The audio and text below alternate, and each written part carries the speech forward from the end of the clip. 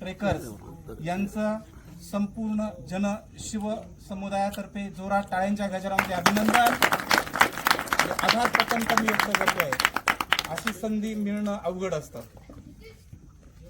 गड किल्ल्यांवर शिवज्योतींची या ठिकाणी आपण मशालींच्या साह्यानं या ठिकाणी ठेवल्यात. याचा उद्देशच हा आहे, या स्वराज्यासाठी शिवरायांनी, या स्वराज्यासाठी माझ्या जिजाऊने, या स्वराज्यासाठी माझ्या शंभूराजांनी, या स्वराज्यासाठी माझ्या मावळ्यांनी, माझ्या पूर्वजांनी रक्त सांडले रे, रक्त सांडले. आणि त्याची आठवण आणि त्याची कृतज्ञता व्यक्त करण्यासाठी आपण किमान एक दिवस तरी दिला पाहिजे. खूप खूप धन्यता वाटली मला या निमित्तानं. अनिकेत सरांनी फार मोठा अवघड विषय दिलाय, शिवसंस्कार. हो, शिवसंस्कार. कोणाकडून काय घ्यावं हे आपण ठरवायचं असतंय. मगाशी मला वाटतंय सरांनी थोडा परिचय करून दिला. आम्हाला वेड आहे, आमच्या मोजाड फॅमिलीला वेड आहे, दर रविवारचा डबा कोणत्या तरी किल्ल्यावर जाऊन खायचा. हॉटेलचं खायचं नाही, निसर्गामध्ये प्लॅस्टिक टाकायचं नाही, शिवस्मृती जपायच्या आणि शिवस्मृती घेऊन घरी यायचं. असं करता करता आजपर्यंत मी आणि माझ्या कुटुंबाने 150 किल्ले पास केले. आणि हे करत असताना फक्त किल्ले पाहिले नाही, तर त्या दगडांबरोबर बोललोय, त्या बुरुजांबरोबर बोललोय, त्या तख्ताबरोबर बोललोय, इमारतींबरोबर बोललोय, अवशेषांबरोबर बोललोय. कुठंच काही नाही सापडलं तर त्या मातीबरोबर सुद्धा बोललोय. सगळा चार्जिंग, मोबाईल फुल चार्ज. हीच शक्ती शिव स्वराज्याच्या गडकोटांमध्ये आहे, हीच शक्ती शिव विचारांमध्ये आहे. तत्पूर्वी मला तुम्हाला 2 प्रश्न विचारायचे. मी व्याख्याता फार मोठा नाहीये, मला काय फार वेगळं येते तुमच्यापेक्षा असंही काही नाहीये. फक्त महाराजांचे 2 थोडेसे प्रश्न मला विचारायचे. 1666 साली जेव्हा महाराज आग्र्याला गेले होते, तेव्हा त्या औरंग्याने महाराजांना बरंच लांब अंतरावर उभं केलं होतं. सांगू शकेल कारण काही? मला एकट्याला बोलायचं नाहीये, सुरुवातच मला ही हवी आहे. का केलं असावं महाराजांना सगळ्या शेवटी उभं? आहे उत्तर आपल्याकडं? दादाचं म्हणणं आहे अपमान करायला. अजून कोणाचं वेगळं उत्तर आहे का? शिवरायांची नीती वापरूया आपण, शिवरायांची बुद्धी वापरूया, शिवरायांची युक्ती वापरूया. माझ्या वाचनानुसार आणि माझ्या अनुभवानुसार त्या पाठीमागचं एक मोठं कारण होतं. शाहिस्ता आला होता लाल महालामध्ये, बोट छाटली, 2 लाखाच्या सैन्याचा वेढा पडून 500 मावळे 300 मावळे आतमध्ये गेले. बोट छाटली, सैतान सैतान सैतान म्हणून कात्रचा घाट, दिवे घाट, बैलाच्या मशाली लावल्या शिंगांना, अक्षरशः भूत भूत भूत म्हणून त्या ठिकाणी फसवलं. आणि त्याचा सदमा त्या औरंगजेबाच्या मेंदूवर एवढा झाला. सह्याद्रीतला हा वाघ जो आहे ना, तो काहीतरी पिशाच आहे. नको नको नको नको नको, याला 16 मीटरच्या अंतरावर उभं करूया. कारण त्याच्या सरदारांनी, शाहिस्तेखानाने निरोप दिला होता की तो एका छलांगमध्ये तुमचं मुंडकं उडून गर्दन मारू शकतो. तो कपटी होता, त्याला त्याचा जीव प्यारा होता. महाराजांकडून हे शिकायचंय. दुसरं, महाराजांनी आरमाराची स्थापना केली. अरे, महाराजांना शत्रू साधे सुद्धा नव्हते. अरे, गोव्याचे पोर्तुगीज, मुंबईचे इंग्रज असतील, डच असतील, फ्रेंच असतील, मोगल असतील, कुतुबशाह, आदिलशाह, निजामशाह, 8 शत्रू. शिवाय त्या काळातली प्रथा ही होती, मला वाटतं आवाज कमी कर, थोडं डेसिबल जास्त होत असेल, थोडा व्हॉल्यूम कमी. Okay sir. त्या काळातली प्रथा अशी होती की समुद्रावर जाणारा शूद्र किंवा समुद्रावर जाण्यासाठी बहुजनांना पूर्णपणे अटकाव होता. महाराजांनी समुद्रावर आपली गलबत पाठवली आणि जेव्हा खांदेरी उंदेरीचे किल्ले वगैरे महाराजांनी घेतले, तेव्हा इंग्रजांना दहशत बसली, इंग्रजांना असुरक्षितता प्राप्त झाली. कारण खांदेरी उंदेरी पासून मुंबई बेट जवळ होतं.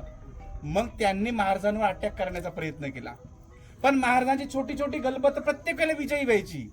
ब्रिटिशांची मोठमोठाली जहाज मात्र पराभूत व्हायची. काय कारण असू शकतं? महाराजांची युद्धनीती, महाराजांचं ध्येय धोरण, महाराजांच्या त्या पद्धतीच्या रचना होत्या त्या होड्यांच्या, त्या शिडाच्या होड्यांच्या. कारण महाराजांच्या याच्यामध्ये जे सैन्य बसले असं ते वलवायचं, असं अटॅक करायचा आणि पटापट पटापट पटापट पटापट समुद्र किनारी लागायचं. तोपर्यंत ब्रिटिशांची जी नौका होती ती शिडाची असायची, वारं भलत्याच बाजूला आणि शिडाची होडी अजून वेगळ्याच बाजूला जायची. बघा, याला म्हणतात डोकं. अर्थात थोडस मी पार्श्वभूमी घेणारे सातवाहन काळापासून 2 मिनिटासाठी फक्त तुमची ते 1717 पर्यंत. जर शिव विचार व्यक्त करायचे असतील तर माझं म्हणणं आहे 7 जन्म संपले तरी कोणाला त्याच्यावर पूर्ण बोलता येणार नाही. 7 जन्म मी थोडस फक्त तुमच्या पुढे मांडण्याचा प्रयत्न करणार आहे. सातवाहन काळ राजा होता, यादव घराणं होतं, हा आपला नाणेघाट होता, तो नालासोपारा होता, तो कल्याण होतं आणि ते पैठण होतं, आणि हा सगळा व्यापार जुन्नरवरून होत होता. आणि त्या दृष्टिकोनातून शहाजी महाराजांनी या शिवनेरी किल्ल्याचं महत्व ओळखलं. जीवधन आहे तुमचा, सावंड आहे आपला, हडसर आहे आपला, निमगिरी, हनुमंतगड, नाही तेवढे किल्ले. आणि या सर्व व्यापारी मार्गाचा राखणदार करणारे हे सर्व गडकोट होते आपले. याच शिवनेरी किल्ल्याची बांधणी यादव काळात झाली, याच शिवनेरी किल्ल्याची बांधणी सातवाहन काळात झाली. नंतर वेगवेगळ्या शाह्या आल्या, वेगवेगळ्या राजांच्या वेगवेगळ्या सत्तांच्या आधिपत्याखाली हा किल्ला गेला.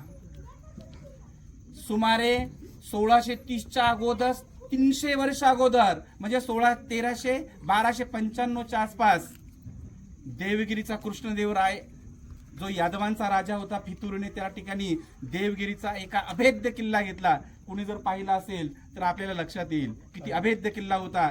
तो अभेद्य किल्ला फितुरीने घेतला परकीयांनी. तिथून 300 वर्ष आपण गुलामगिरीत जगलोय.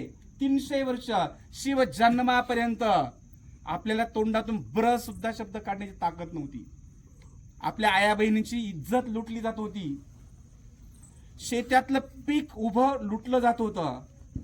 आपली जी सरदार मंडळी होती दुसऱ्याच्या दारामध्ये, दुसऱ्याच्या याच्यामध्ये सरदारगी करण्यामध्ये धन्यता म्हणत होती. कोणामध्येही पण असे गट्स नव्हते की आपण आपलं कुठंतरी राज्य स्थापन करावं. ती कल्पना मात्र आली आमच्या शहाजी महाराजांच्या डोक्यामध्ये, की ज्या शहाजी महाराजांचा जन्म 1595 साली झालाय. शहाजी महाराजांचे वडील मालोजी राजे, विठोजी राजे चुलते, त्यांचे आजोबा बाबाजी राजे भोसले. थोडासा 1 मिनिट त्यातलाही थोडा इतिहास सांगणार आहे. सिसोदिया घराणं राजस्थानचं, आणि हे सिसोदिया घराणं जेव्हा आपल्या महाराष्ट्रामध्ये आलं तेव्हा भोसाजी सिसोदिया नावाचा एक सरदार होता.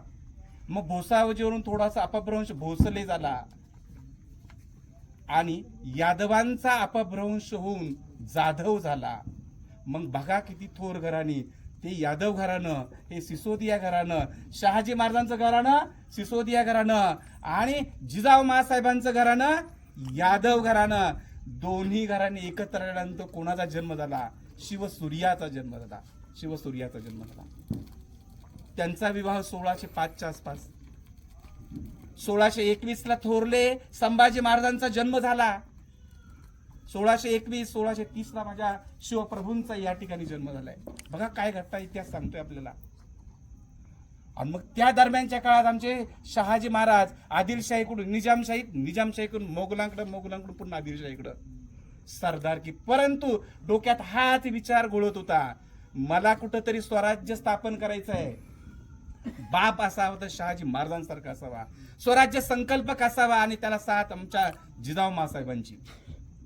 1630ला जेव्हा महाराजांनी जिजाऊ माँसाहेबांना आपला व्याह्याबरोबर या किल्ल्यावर ठेवलं, विजयराज, विश्वासरावाची जानकी नावाची मुलगी आपल्या मुलाला केलेली आहे. संभाजी महाराज, थोरले संभाजी महाराज शिवरायांचे थोरले बंधू. किती विश्वासाने या शिवनेरीवर महाराजांचा जन्म झालाय. परंतु महाराजांचा जन्म झाल्यानंतर पुढच्या 6 वर्ष महाराजांना माहुली किल्ला असेल, भीमगड असेल, पेमगिरीचा किल्ला असेल, शिवनेरी किल्ला असेल, नाही तिथं पळावं लागलं. का? तर त्या ठिकाणी 1627ला मलिक अंबर नावाचा जो सरदार होता, निजामशाहचा त्याचा मृत्यू झाला होता. निजामशाही खिळखिळी झाली होती. आणि अशा प्रसंगी आता वजीर म्हणून शहाजी महाराजांनी मूर्तिजाला आपल्या मांडीवर घेतलं होतं. बघा, म्हणजे एक प्रकारे संपूर्णपणे त्यांचा कारभार शहाजी महाराज हाकत होते. दरम्यानच्या काळात 1636च्या आसपास महाराजांनी पक्ष बदलला आणि गेले मात्र विजापूरच्या आदिलशहाकडे. कारण मुघलांनी, शहाजहाने पूर्णपणे ही आदिलशाही, निजामशाही गिळंकृत केली होती. मग आता महाराजांनी शिवाजी महाराजांना, जिजाऊ माँसाहेबांना शिवनेरीवरून हलवलं, ते डायरेक्ट बँगलोरच्या जहांगीरीमध्ये नेलं. 1636 ते 1642 पर्यंत महाराज बँगलोरमध्ये राहिलेले, बँगलोर.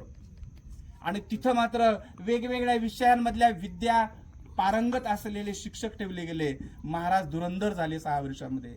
आणि नंतर पुन्हा जिजाऊ माँसाहेबांबरोबर खेड शिवापूर या ठिकाणी वाडा होता, त्या वाड्यामध्ये महाराज 1 वर्ष राहिले, की जे काळामध्ये लाल महालाचं बांधकाम केलं. शहाजी महाराजांनी, जिजाऊ माँसाहेबांनी पुण्यावर सोन्याचा नांगर फिरवला. आणि त्या काळात पातक असं समजलं जायचं की ज्या ठिकाणी गाढवाचा नांगर फिरवलाय पुढे काहीतरी अरिष्ट घडणार आहे. पण माझ्या जिजाऊ माँसाहेब अंधश्रद्धा पाळणाऱ्या नव्हत्या. पुढचा थोडा ओझरता घेणार आहे. मग नंतर 1648 साली शहाजी महाराजांना त्या आदिलशहाने बेड्या घालून दरबारात आणलं. का तर तुझा मुलगा एक एक किल्ला घेतोय, तोरणा घेतोय, राजगड घेतोय, वेगवेगळे किल्ले घेतोय, त्याला प्रतिबंध कर. दरम्यानच्या काळात बंद फकीरीने, काय म्हणतो त्याला आपण, विश्वासघाताने कनकगिरीच्या युद्धामध्ये थोरले संभाजी राजांचा अफजल खानाने त्या ठिकाणी वध केला, असंच म्हणायला काही अडचण नाही. त्याचं शल्य होतं. जिजाऊ माँसाहेबांना लक्षात घ्या, माझ्या मुलाचा या ठिकाणी वध केला याने, या नरराक्षसाने, आणि माझ्या नवऱ्याला बेड्या घातलेल्या आहेत. म्हणून आपल्या शिवबाला माँसाहेबांनी सांगितलेलं की याचा कोथळा बाहेर काढा. आपण जेव्हा मालिका पिक्चर ही ते पाहतो तेव्हा ते पूर्णपणे चित्र डोळ्यासमोर होते. 1657ला सईबाई साहेबांच्या पोटी सूर्यरत्नाचा जन्म पुरंदरवर झालाय, शंभू महाराजांचा जन्म. बघा, ओझरत्या घटना थोड्याशा आपल्याला माहित असाव्यात, आपल्या लेकरांनाही माहित असाव्यात. ते कुठं होतंय तर त्या ठिकाणी पुरंदरावरचं हे झाल्यानंतरचं दुसरं अरिष्ट येते 1689 सालचा, तो अफजल खानाचा तो आलेला वेडा वाईचा सुभेदार आणि ते सगळ्या बाबी. ते कुठं होता आता 1660 पर्यंत तुमचा जो आहे सिद्धी जोहरचा वेडा पन्हाळ्याला लागलाय, की ज्या दरम्यान शाहिस्तेखान दिल्लीवरून इकडे निघालाय चाकणचा किल्ला वगैरे घेऊन. मग दरम्यानच्या काळामध्ये तो सगळा शाहिस्तेखानाची फजिती होते. काय 1664ला ज्या ठिकाणी महाराजांचा मृत्यू होतोय, काय शहाजी महाराजांचा मृत्यू होतोय, मग तेव्हा मात्र सतीची चाल खूप प्रचंड प्रमाणामध्ये फोफावली होती समाजामध्ये. पण माझ्या शिवछत्रपतींनी आईला स्वतःला सांगितलं, तुम्ही गेला तर स्वराज रखडेल, स्वराज्य राहील. सती जाण्या वाचून रोखलं शिवछत्रपतींनी. सतीची चाल बंद केली शिवछत्रपतींनी. एकाही युद्धामध्ये, एकाही मोहिमेमध्ये शिवरायांनी पंचांग पाहिलं नाही, बामणाका गेले नाहीत, मुहूर्त पाहिला नाही की मी आता उद्या याच्यावर हल्ला कसा करू. अजिबात नाही. आपण अमावस्येला अशुभ मानतो. बऱ्याचशा लढाया आमच्या कोंडाड्यापासूनच्या इतर लढाया अमावस्येच्या रात्रीच महाराजांनी केल्या. हे करता करता करता करता मला मध्यंतरी 2-3 पैलू महाराजांचे विषय करायचे आहे. शिवरायांचं अर्थनीती या विषयी मला बोलायचं, की ज्या काळामध्ये वतनदार खूप होते. काय, एवढा परगणा मिळालाय म्हणजे तिथला मी राजा, आणि मी जर राजा असेल तर त्या सगळ्या प्रजेने तिथला महसूल माझ्याकडे जमा करायचा, आणि माझ्याकडे जमा केल्यानंतर त्या प्रजेला किती हाल हो, दुष्काळ हो, त्याला देणं घेणं नसायचं. महाराजांनी पहिली वतनदारी पद्धती बंद केली आणि चालू केली ती वेतनदारी पद्धती. आज जे आपण पगार घेतोय ना, ती वेतनदारी पद्धती महाराजांनी स्थापन केली. कोणत्याही सैन्याला, कोणत्याही सरदाराला एका किल्ल्यावर 3 वर्षापेक्षा जास्त दिवस ठेवायचं नाही. किल्ल्यावरच्या कारकुनापासून ते पंतप्रधानापर्यंत, पेशव्यांपर्यंत प्रत्येकाला त्यांनी पगार चालू केला. पर्यायाने कुणीही राजा नाही, फक्त एकमेव जाणता राजा आणि श्रीमंत योगी. काय पद्धती होत्या. कृषी धोरण, शेतकऱ्यांना सुरुवातीला द्रव्याच्या रूपानं वगैरे मदत केली जायची, परंतु महाराजांच्या लक्षात आलं हे वेगळ्याच मार्गाला खर्च करतात. मुलीच्या लग्नावर हुंडा किंवा वेगवेगळ्या बाबीवर. महाराजांनी बैल जोड्या द्यायला सुरुवात केली, धान्य द्यायला सुरुवात केली, पीक द्यायला सुरुवात केलं. किंबहुना महाराजांनी बऱ्याच वेळेला त्याची कर्जमाफी सुद्धा केली. महाराजांचं जलव्यवस्थापन आहे. राजगडावर अँटी चेंबर्स उभारलेत महाराजांनी. मंत्रिमंडळाची जी काही आजची जी संकल्पना आहे ती त्या काळातली महाराजांची. अमुक मंत्री तमुक मंत्री तमुक मंत्री, महाराजांनी त्या ठिकाणी मंत्रिमंडळ स्थापन केलं. अस्पृश्यता निवारण महाराजांनी केलंय. महाराजांच्या सैन्यामध्ये सर्व जाती धर्माचे लोक होते. कुठल्याही पद्धतीचा कोणाचाही दुजाभाव केला जात नव्हता. 18 पगड जातींना प्रत्येकाला काम दिलं जात होतं. समजा पाथरवाटाला या ठिकाणी गड किल्ल्यांच्या पायऱ्या वगैरे करायच्या, त्याला त्या पैसा मोबदला दिला जात होता. अशा पद्धतीचं हे राज्य हे एका जनतेचं राज्य होतं, जाणत्या राजाचं राज्य होतं. श्रीमंत योगीवर थोडंसं मी सांगणार आहे. श्रीमंत योगी, तो योगी होता, त्याला कशाचीच चिंता नव्हती, त्याला कशाचीच हाव नव्हती, परंतु तो श्रीमंत होता. श्रीमंत असतानाही तो योगी होता. जेव्हा 1674 ला राज्याभिषेक झाला आणि नंतर स्वराज्याचा खजिना मोजायची वेळ आली, महाराजांनी मोजदाद सुरू केली, तेव्हा भारतातल्या कोणत्याही राजाकडे एवढा खजिना नसेल तेवढा आमच्या रायगडावर खजिना होता. आणि तो होता तो सगळ्या रयतेचा होता. सुरत लुटली असं म्हटलं तर नाही, महाराजांनी सुरतेवर दरोडा घातला अजिबात नाही. या भरत भूमीमध्ये सोन्याचा धूर निघत होता. अरे जर सोन्याचा धूर निघतोय तर आमच्याकडे किती ऐश्वर्य असेल. खैबर खिंडीतून आलेले अतिक्रमण त्यांनी हे लुटून कितीतरी नेलंय. आमची देवळं लुटून नेली, सगळं काय लुटून नेले. मग आमचंच जर लुटून नेले तर आमचं आम्हाला आणायला त्यात काय वाव आहे. महाराजांनी तिथले आणलेला खजिना रयतेसाठी वाटला, गड किल्ल्याच्या उभारणीसाठी वाटला. नवे महाराजांनी स्त्रियांच्या बाबतीत कल्याणच्या सुभेदाराचे सर्व आपल्याला परिचितच आहे. स्त्रियांबाबतीचं धोरण वेगळं होतं महाराजांचं, लक्षात घ्या. कोण म्हणतं महाराजांना 8 बायका होत्या, कोणाला इतिहास काही माहित नसतो, काहीतरी चुकीचं बोलतायत. अरे सामान्य मावळ्याबरोबर सोयरी करणारा हा जगातला एकमेव राजा. पालकर असतील, गायकवाड असतील, निंबाळकर असतील, मोहिते असतील, यांच्याबरोबर सोयरी केली का तर तिकडचा प्रांत माझ्या व्याह्याने सांभाळावा, माझ्या रयतेवर कुठले अरिष्ट येऊ नये. मित्रांनो, मी काही जास्त वेळ आता घेणार नाही, बराचसा वेळ झालेला आहे. याच्यातून मला एकच सांगायचं आहे, वेळ मिळेल तेव्हा शिवचरित्र वाचत जा, त्याच्यातून प्रेरणा मिळते. वेळ मिळेल तेव्हा नेमके आपल्या बिझी शेड्यूल मधून एक तरी छोटासा किल्ला चढा. सर्वजण चढतायत, पण आपण आपल्या मित्रांनाही सांगा, आपल्याला वेळ नसेल तर आपण एक दिवस नारायणगडाला जा. फार तर 15 मिनिटात गड चढून पूर्ण होतोय. छोटासा किल्ला, कुठेतरी धाडस करा. आणि जाताना मात्र एक तुम्हाला आता मी संदेश देईल, मोबाईल हे दुधारी शस्त्र आहे. त्याच्यात फोटो जेवढा चांगला येतोय तेवढं मात्र आपला त्या गड किल्ल्यावरचा वेळ सुद्धा वाया जातोय रे मित्रांनो. मोबाईलचा जपून वापर करा, कारण आपण गड किल्ल्यासाठी जातोय, आपण मोबाईलसाठी जात नाही. तिथल्या स्मृती आणा. मी तर काय केलंय, माझे 150 गड किल्ले झाले, त्यातले 100 गड किल्ल्यांचं मी प्रवास वर्णन केलंय, शब्दबद्ध केलंय. आणि जवळजवळ 350 किल्ल्यापैकी गडकोट असेल, वनदुर्ग असेल, स्थळदुर्ग असेल, जलदुर्ग असेल, असे 400 किल्ल्यांची यादी माझ्याजवळ आहे. माझ्या घरापासून ते डेस्टिनेशन किती अंतरावर आहे, दरम्यानच्या काळात काय काय शिवस्मृती आपण पाहू शकतो, याचा संपूर्ण ड्राफ्ट, याचं संपूर्ण लेखन माझ्याकडे आहे. मी फार अभ्यास केला नाही, परंतु मला जेव्हा एखाद्या ठिकाणी जायचंय, तो महाराजांचा विचार मी असा घेतलाय, मला सुरत लुटायची आहे, पण तिकडच्यांना कळता कामा नये गेलेत कोणत्या मार्गाने आणि आलेत कोणत्या मार्गाने. आणि वेगवेगळ्या स्थळांचा आपल्याला अभ्यास आहे. एक त्यातलं उदाहरण सांगतोय मी. रायरेश्वराला आपण गेलोय, बरोबर आहे. बरेच जण रायरेश्वराला गेले असतील. मला तो रोहिडा, केंजळगड आणि रायरेश्वर हा एका ट्रेक मधला 3 किल्ले आहेत. मग जेव्हा रायरेश्वराला जातो तसं डायरेक्ट घरी न येता कारीला जावा. खाली कान्होजी जेधेंचा वाडा आहे.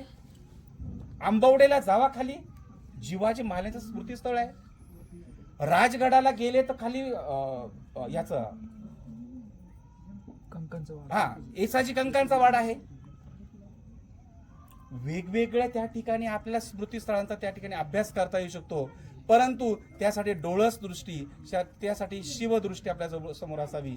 आपण गेल्यानंतर कुठेही निसर्गामध्ये कचरा करू नका. प्लॅस्टिक आपलं नेले आपल्या सोबतच आणा. दुसरा टाकत असेल तर त्याला टाकून देऊ नका. आपलं जे नेलंय ते आपल्या सोबत आणा. तिथले शिव विचार आणा. मोबाईलमध्ये कमीत कमी वेळ घाला आणि मग बघा घरी आल्यानंतर कशा पद्धतीची छान झोप लागते आणि कशा पद्धतीचं आपल्याला आत्मिक समाधान होतं.